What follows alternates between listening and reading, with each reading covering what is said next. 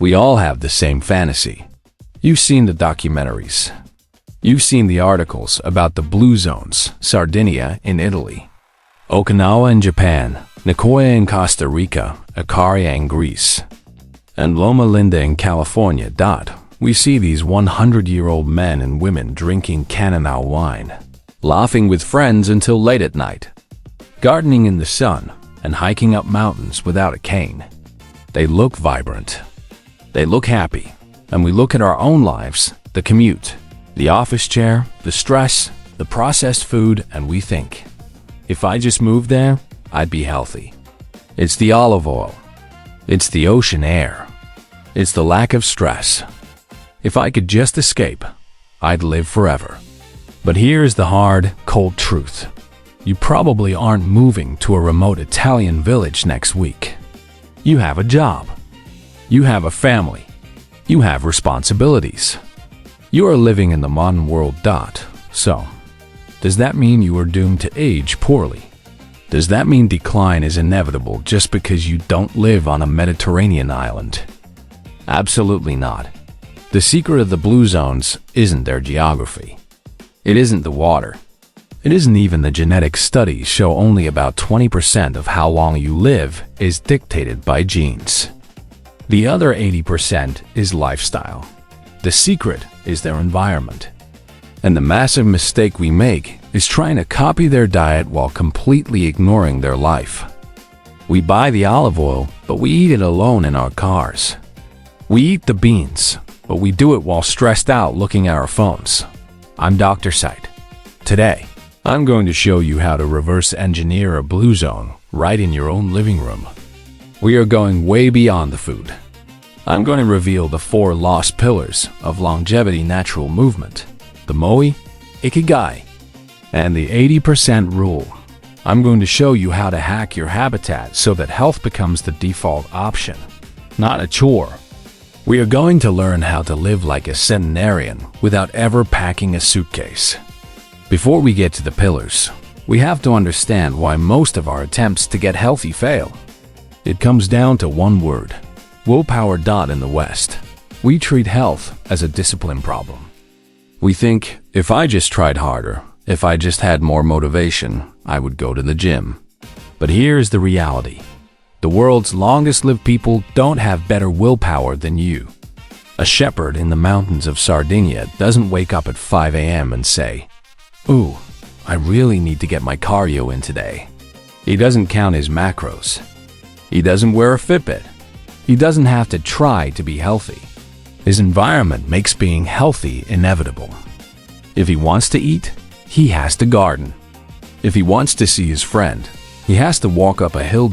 In our modern world, we have engineered an environment where being unhealthy is inevitable. We have engineered movement out of our lives. We have engineered calories into every corner. We sit in cars, we sit at desks, we isolate ourselves in apartments, and we stare at screens. To live like a centenarian, we have to stop playing the game of willpower. You will lose that game eventually. We have to start playing the game of environment design. We need to build an ecosystem, a life radius, where the healthy choice is the easy choice. Let's break down the 4 pillars to build that ecosystem. Pillar number 1. Natural movement. We have a very warped view of fitness in the modern world. We have compartmentalized it. We think we can sit in a chair for 12 hours a day, go to the gym for 1 brutal, sweaty hour, and call ourselves active. Research shows this doesn't work. You cannot out-train a sedentary lifestyle. In the blue zones, the concept of a gym didn't exist until recently. They don't pump iron. They don't run marathons. But here's the key. They are moving every 20 minutes.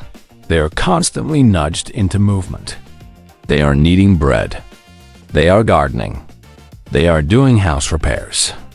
They sit on the floor and stand back up 30 times a day. This is called neat, non-exercise activity thermogenesis. It's the calories you burn just by living. And for a centenarian, this metabolism fire is burning all day long. For us, The fire goes out the moment we sit at our desks. There is a critical enzyme called lipoprotein lipase. Its job is to break down fat in your bloodstream and use it for energy. When you sit for more than an hour, the production of this enzyme drops by 90%. Your metabolism literally goes to sleep. So, how do we replicate the Sardinian mountains in a flat suburb? You have to deconvenience your life. Point 1. Ditch the chair. If you watch TV, try sitting on the floor. Why? Because getting up off the floor requires mobility, balance, and core strength. There is a famous clinical assessment called the sitting rising test. Your ability to sit on the floor and stand up without using your hands is a direct predictor of your mortality risk. Practice it daily. 2. The commuter walk. Stop looking for the closest parking spot. Park your car at the absolute furthest spot in the lot. Every single time. If you take the train, get off one stop early. Build the hill into your day. 3. Reclaim manual labor. We outsource everything. We buy chopped vegetables. We hire people to mow lawns. We use snowblowers. Stop it. Do it yourself. Carry your own groceries. Use a push mower. Knead your own pizza dough. This isn't a chore. It's your workout. 4. The 20-minute rule. Set a timer on your phone. Every 20 minutes, just stand up, stretch, walk to the window. You just need to reset that lipoprotein lipase enzyme. Keep the pilot light on. The goal isn't to work out more. It's to stop sitting so much.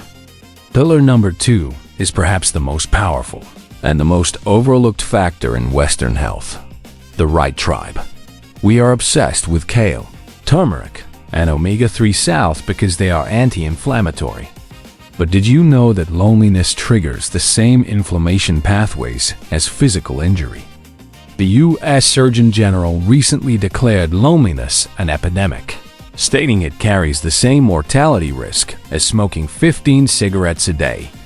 You can have the perfect diet, but if you are lonely, your body is aging rapidly. In Okinawa, Japan, they have a tradition called a Moai. When a child is born, they are placed into a group of 5 friends. This is their Moai. They are committed to each other for life. They meet daily or weekly. They support each other financially if things get tough. They support each other emotionally. They have a built-in safety net. They know they are not alone. In the West, we have networking. In the blue zones, they have bonding. And there is a massive difference. Creating a Moai as an adult is hard, but it is necessary. You need to curate your social circle like you curate your diet. Step 1. Audit your circle. There is a concept called social contagion. If your 3 best friends are obese and sedentary, there is a 150% chance you will be too. Health behaviors are contagious. Ask yourself, do my friends energize me or drain me? Do they talk about ideas or people? Do they want to walk or sit? Step 2. The recurring ritual. We rely too much on digital communication. A text is not a connection. You need to establish a recurring, non-negotiable ritual. Identify 3 to 5 people you want in your Moai. Propose a weekly routine. A Wednesday night dinner. A Sunday morning walk. A Friday card game. Commit to it. Show up even when you're tired. The consistency builds the safety net. Pillar number 3. Purpose. In the U.S., the 2 most dangerous years of your life statistically are the year you are born and the year you retire. Why? Because in our culture, we tie our value to our work. When we retire, we often lose our utility. We lose our why. And when the brain thinks it is no longer needed, the body begins to shut down. In Okinawa, there is no word for retirement. Instead, they have Ikigai. It translates to the reason for which you wake up. In Nicoya, Costa Rica, they call it plan de vida, life plan. Centenarians feel needed. They care for grandchildren. They tend to gardens that require daily watering. They volunteer. They have a responsibility. This sense of purpose lowers cortisol, stress, and boosts immune function. You don't need to save the world to have Ikigai. You don't need to be the CEO. You just need a role. Ask yourself this question right now. If I didn't have to go to work today, and money wasn't an issue, what would get me out of bed? If you don't have an answer, that is a health risk. You need to find a flow state. Maybe it's learning an instrument. Maybe it's volunteering at a dog shelter. Maybe it's teaching your grandchild how to fish. Find something that demands your presence. Your immune system is listening to your state of mind. Finally, pillar number 4. We have to talk about food. But I'm not going to lecture you on eating purple sweet potatoes or giving up meat. I'm going to tell you how to eat. The biggest difference between us and them isn't what is on the plate, but how much makes it into the stomach. In the West, we eat until we are full. Sometimes we eat until we are stuffed.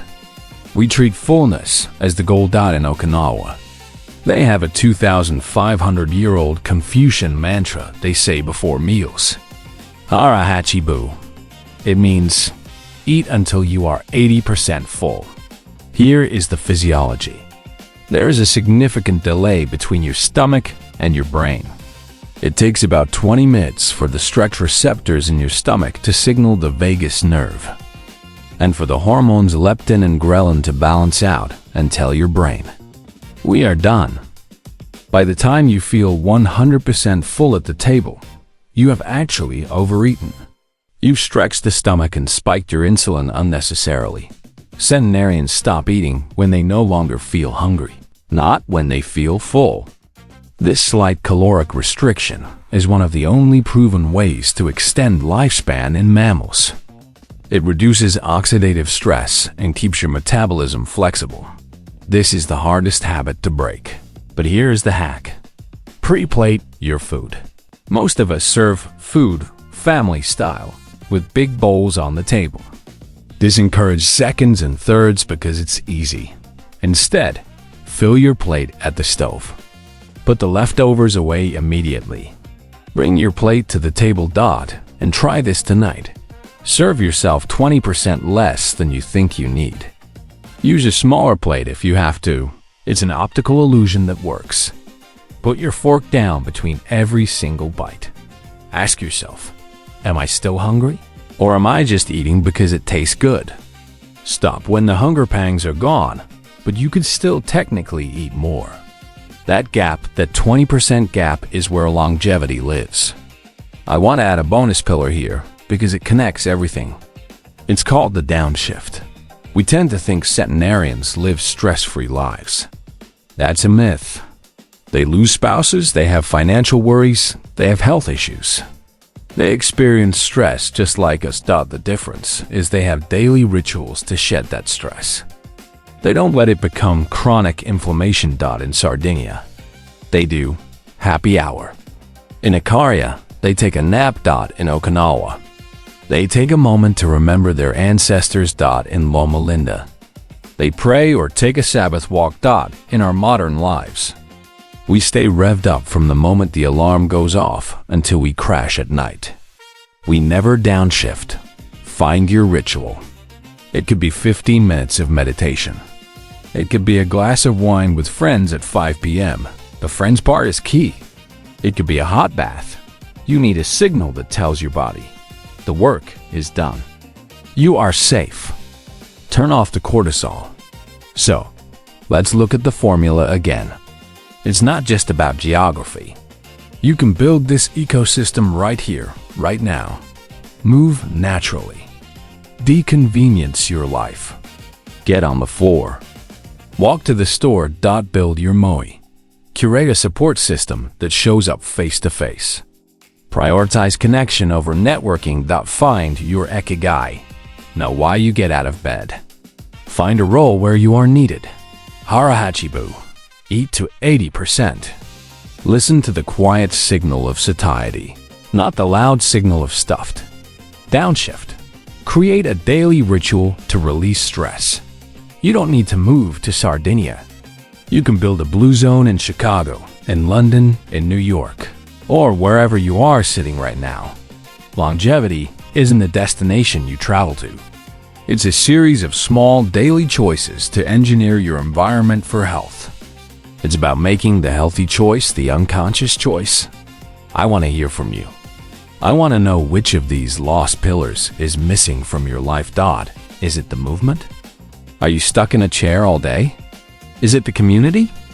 Do you feel isolated? Is it the purpose?